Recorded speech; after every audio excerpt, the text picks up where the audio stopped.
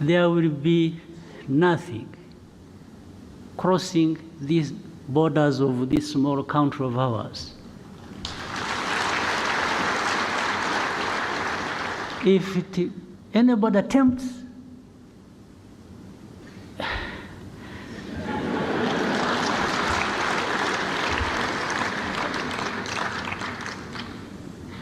so ntimugatinye ibitumbarraye.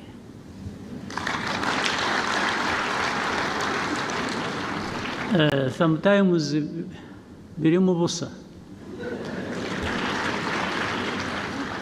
Haba harimo umwuka. Umwuka, you know, a balloon. A balloon, you need a needle. Just